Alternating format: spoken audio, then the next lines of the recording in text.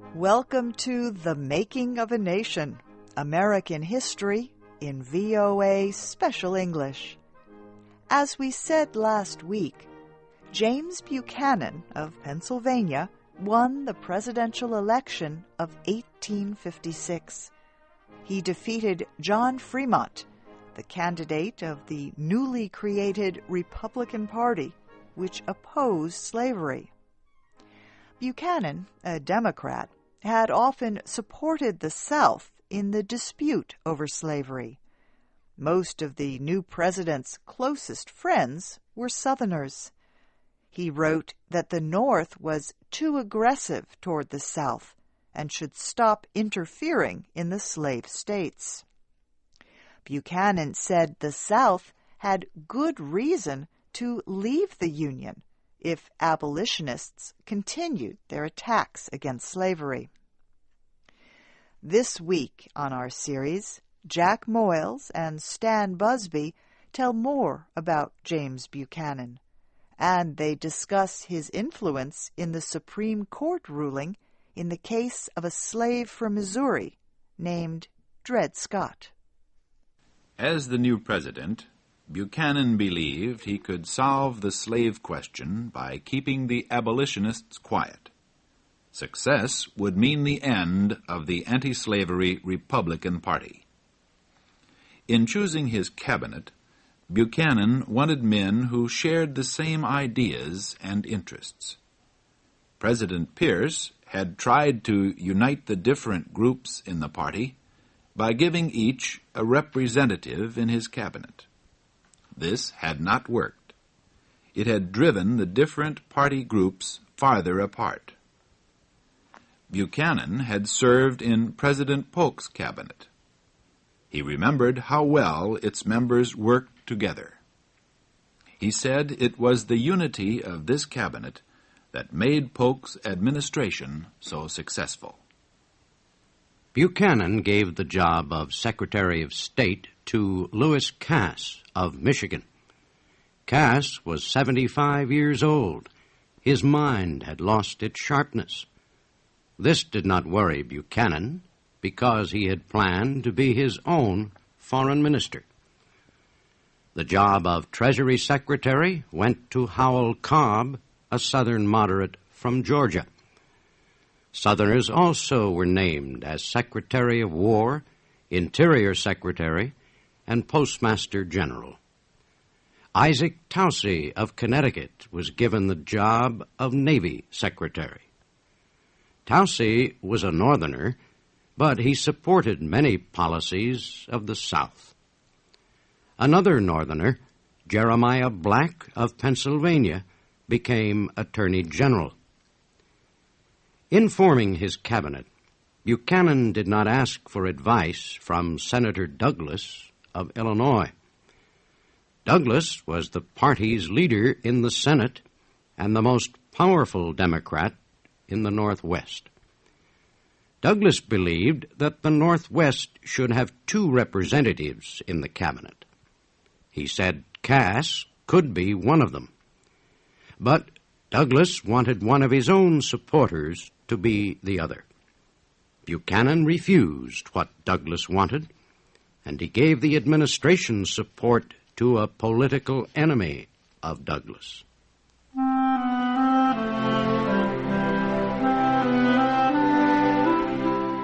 James Buchanan was sworn in as president on March 4, 1857. In his inaugural speech, the new president denounced the long dispute over slavery.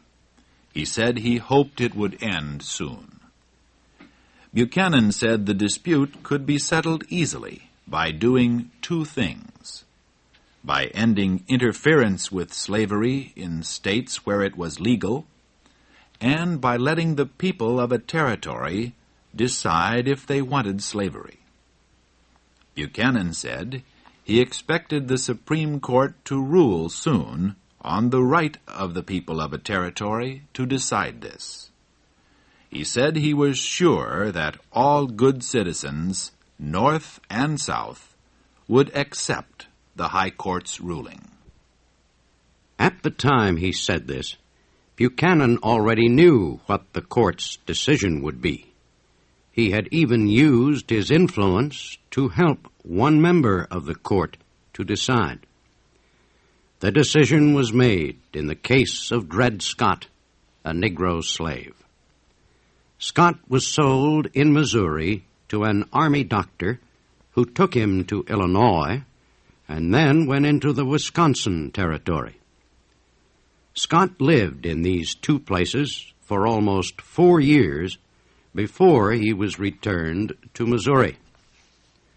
Scott asked a court in Missouri to give him his freedom. He claimed that living in Illinois and Wisconsin, where slavery was illegal, had made him a free man. The court agreed with Scott and gave him his freedom. But the decision was appealed, and the Supreme Court of Missouri ruled against him. Scott then took his case to a federal court. Finally, he asked the United States Supreme Court to decide if he was a slave or a free man. The Supreme Court took up the case in December 1856. The judges studied it carefully because it raised serious constitutional questions. Scott claimed he was free because he had lived in free territory. It was free because Congress, in the Missouri Compromise of 1820, made slavery illegal in that area. Scott's owner raised the question, did Congress have the constitutional power to close a territory to slavery? Was the Missouri Compromise legal? At first, most of the 9 Supreme Court judges had planned to give a decision without answering this question. They did not want to involve the court in this bitter dispute. The majority decided that a Negro was not a citizen. Therefore, they said, Dred Scott had no right to ask the court to hear his case. In this way, the case could be settled without deciding on the power of Congress to act on slavery in the territories. But 2 of the 9 Supreme Court judges opposed this ruling. Both were from the North.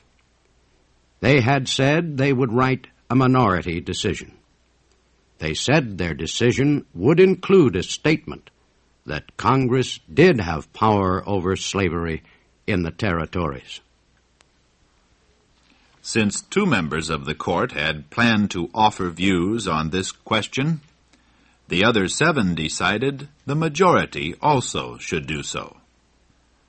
Of the 7, 5 were from the South. They did not believe Congress had any power over territorial slavery. The remaining 2 judges, both from the North, did not want to make what they felt would be a political decision. One Southern member of the Supreme Court was James Catron, a good friend of James Buchanan. Buchanan had written to him asking when the court would act on the Dred Scott case. Catron had answered that the court would rule soon. Then he asked for Buchanan's help in getting one of the northern members of the court to vote with the 5 from the South. He told the president that the country would more easily accept the court's ruling if one of the northern judges gave his support. Catron proposed that Buchanan write to Justice Robert Grier of Pennsylvania. So, Buchanan wrote to Grier. He told him that a strong decision in the Dred Scott case might do much to bring peace to the country. Grier agreed. He said he would vote with the 5 Southerners. They would rule that the Constitution did not give Congress power over slavery in the territories. All this had happened in the few weeks before Buchanan became president.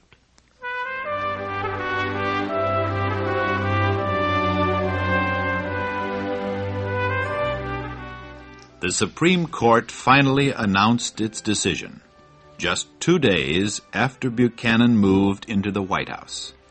Chief Justice Roger Taney read the decision in the small courtroom in the Capitol building. The room was crowded with congressmen, senators, government officials, and newspapermen. Chief Justice Taney began reading the decision at 11 o'clock. He read for more than 2.5 hours. He said the High Court rejected Scott's claim of freedom for 3 reasons. First, Scott was not a citizen. Taney said the Constitution gave the right of citizenship only to members of the white race. Because he was not a citizen, he had no right to ask the court to hear his case.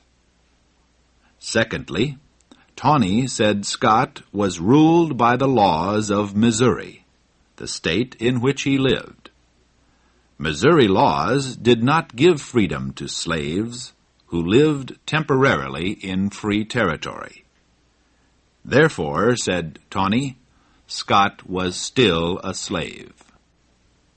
Then the Chief Justice took up the question of the free territory in which Scott had lived. It had become free territory under the Missouri Compromise. This was the law that Congress passed in 1820. This law kept slavery out of the northern part of the territory, which the United States bought from France. Justice Taney said Congress did not have the constitutional power to pass such a law. He said when new territory was won, it belonged to all citizens. He said Congress had the right to govern such territory until it became a state. But, he said, Congress did not have power to close new territory to any American citizen. He said the citizen from Georgia had as much right to settle in this territory with his slaves as a citizen of Maine with his horse. Taney said there was no word in the Constitution that gave Congress greater power over slave property than over any other kind of property. The only such power Congress held was the power to guard and protect the rights of the property owner. To close territory to slaves, Taney said, violated the constitutional rights of slaveholding citizens. Therefore, the Missouri Compromise was unconstitutional. Congress did not have power to act on slavery in the territories.